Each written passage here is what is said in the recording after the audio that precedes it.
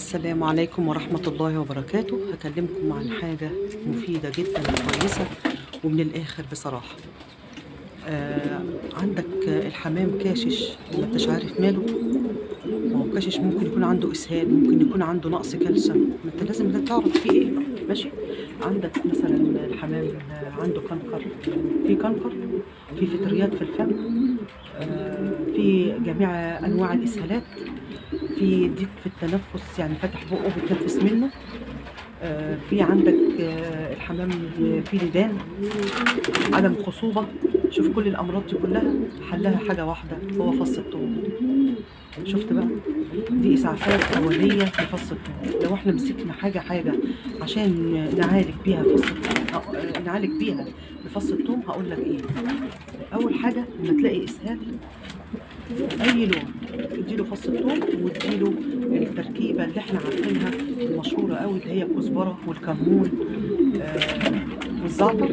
بتغليهم مع بعضيهم كل نوع في بمعلقه كبيره على لتر ميه، ويتغلي كويس قوي مع عصير ليمونه بقشرها، ويتغلي كويس قوي ويتقدم للحمام. دول كلهم انت مثلا عايز تدي مثلا للحمام فردي، انت اغلي المكون دوت في كوبايتين 2 ميه وتغليهم كويس قوي بدل ما هو لتر، وتاخد بالسرنجه 10 سنتي وتديهم في بقهم مرتين 2 في اليوم. بس في الاول خالص تديهم فص الثوم. طيب عندك انتفاخ في الحويصله مثلا، عندك في الحمام بتشتكي ان الحويصله منفوخه فيها ميه او منفوخه بالهواء، برضو نفس الطريقه اديهم فص الثوم. واديهم برضو ميه فيها خل التفاح. خل التفاح 5 سنتي 10 سنتي ما فيهاش اي حاجه على اللتر الميه، وبتديهم برضو يشربوا منه، او تحطها لها في المسقه تشرب منها، او تديها برضو بالسرنجه 5 سنتي 10 سنتي في الفم مرتين 2 في اليوم. ده لو في كنكر او في اللي هي الفطريات في الفم، او الحويصله اتصابت بفطريات او فيروسات انتفاخها بالميه او بالهواء، نفس الطريقه برضه تديهم فص الثوم مرتين 2 في اليوم، فص متوسط لا كبير ولا صغير. وتديها ميه بالخل في المسقه، يا اما تشربها يا اما تديها لها بالسرنجه. والزغاليل ما فيهمش اي حاجه خالص لما هم ياخدوا حاجه زي كده. انت تصغر الفص، او لما تلاقي مثلا ايه الزغلول صغير لسه يا دوبك مدبس وتلاقي فيه حاجه زي كده، انت هتديله ايه؟ هتديله نص فص صغير، نص الفص الصغير، وتديهوله في الفم بالراحه كده، وتديله الخل مخفف جدا ويشرب منه عادي. مخفف ازاي؟ ان انت ممكن تحط على اللتر ال5 سنتي دول وتديله بالسرنجه منه 2 سنتي حسب الحويصله اللي عنده او حجمها، يعني لو كان هو صغير او كده، يعني خد بالك كده يعني. طيب فانت دلوقتي بنشوف مثلا الذكر مثلا عندك بيجيب البيض اللي بتنتجه البدايه بيض غير مخصب، مفهوش تخصيب. انت بتعمل ايه؟ بتديله فص الثوم 3 مرات 3 ايام ورا بعضه، كل يوم فص واحد متوسط الحجم. بس بتديله الاول ال5 ايام الاولانيين فلفل اسمر حصى في الفم لمده 5 ايام زي ما انا قلت لك، وبعد كده تديله فص الثوم جميل جدا جدا وهايل. فص الثوم ما تستغربش وتستهيفش بالكلام ولا تتمهزق بيه.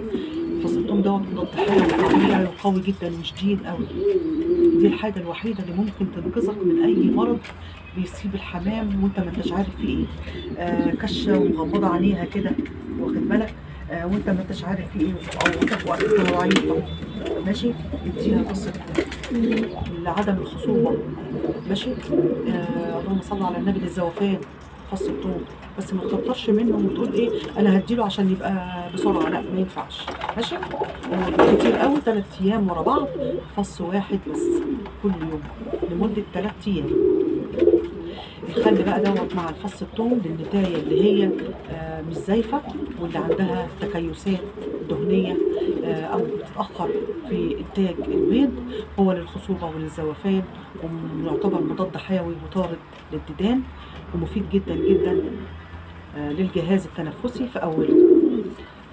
في اوله ازاي؟ اول ما تحس ان هو يا دوبك كده بيتنفس كده وغريب، كان كويس امبارح ودلوقتي مثلا لقيته متغير كده، تديله فص الثوم المتوسط في الفم، وتديله 2 سم فينادول بشري مرتين 2 سم مرتين 2 في اليوم لو الحاله متاخره.